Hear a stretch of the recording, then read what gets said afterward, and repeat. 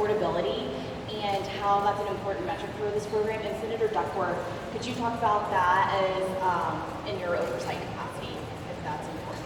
It's very important, and it's oversight and is something that I've made part of my work from the time I was on the House Armed Services Committee to now the Senate.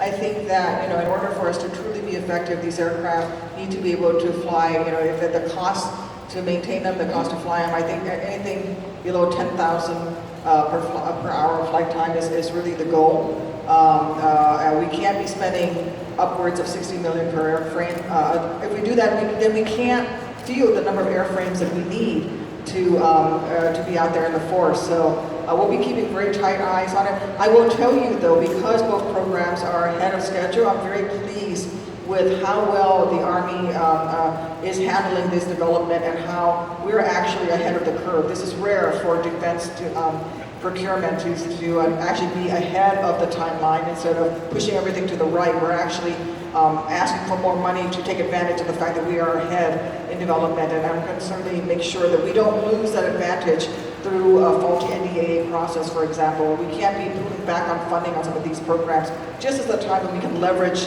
the excellent management and development to make sure that we continue to do these programs. If we can get these things out to the field better, the better for our warfighters. Just to add, if you look, General Rugen and Mr. Mason here, the requirements leader and the acquisition executive responsible for this program, they're attached at the hip. And they're going to work very hard to prevent that requirements fluctuation and confusing the manufacturers. So we've gone through a major restructuring as a force, creating a modernization organization that just specifically brings all those stakeholders together across the modernization continuum. And it's just for that, the clarity and the span time. And then just got to be airtight and focused as they go through the manufacturing process. And that highlights the points the Senator made is why we're moving quickly and with clarity. Right, and one of the points I've made all along is we need to remember that the Army's requirement comes first. This is going to be for the Army to start off with, and we need to laser focus on the Army requirements. As other services fall in behind us, that's fine, but we need to not let the requirements start to meander and creep around, because otherwise we'll never get to where we need to get these things fielded as quickly as possible. Hi, Dane Parsons with Vertical Magazine. Now that you've seen both of the flying aircraft in J-Martin, a question for all four of you, I think, is what has the Army gained through this program, regardless of who wins or loses, and what has aviation in general gained, through the investment that the Army and industry has put into this program? I'll go first at the table for these two guys. To quote my wingman, General McCarthy, knows a little something about aviation, we're flying it before we buy it. And there's nothing better than putting hours against the platform and learning. In particular, the Senate Armed Services Committee over the last really 3 or 4 years has pressed upon us to prototype. Get prototypes into the formation so you can test them and really get your arms around what are the requirements. Because right now we're really looking at characteristics. And we're learning and unleashing the management, the engineering talent of these corporations to helping us solve the problem. And to the point that the Senator was making before, when you're razor specific about the requirement years in advance, I mean, we're making this too specific and not learning along the way. So, when you put 70 hours on a platform, you put 100 plus hours on a platform, you're going to learn a lot along the way.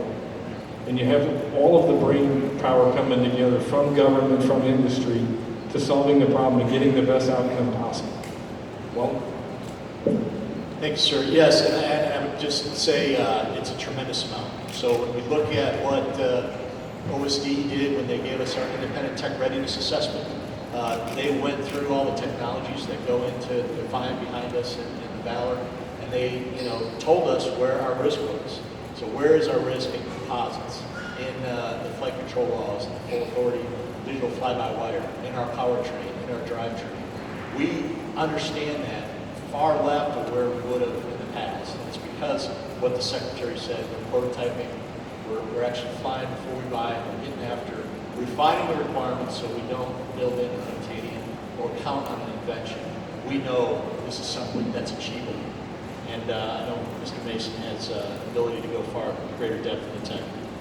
Now, I would just add that, the Secretary talked about requirements, and so as you look at these tech demonstrators and what's been done, really starting back in the 09 timeframe when JMR team started, we are able to really clarify what can be aggressive yet achievable requirements.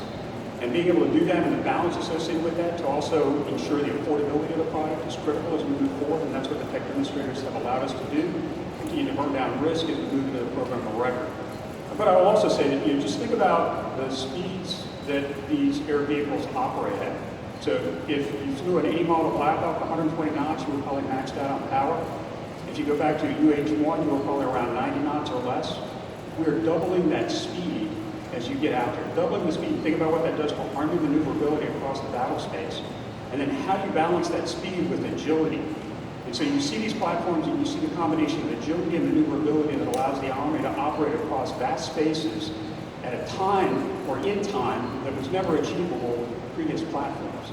The tech demonstrators have shown that we can do that. Now it's the hard work of defining the exact requirements that we need, baselining that, and getting to the execution of the program so we can deliver an affordable, producible, survivable, and sustainable machine out there that delivers capability.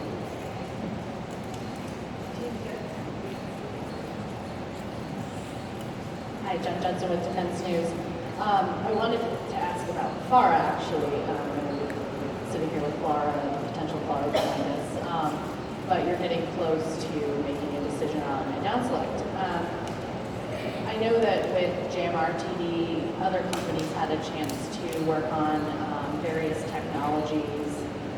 Curious if there's room in the budget or if there's anything the Army's looking at doing with those that you may not select to build prototypes going forward.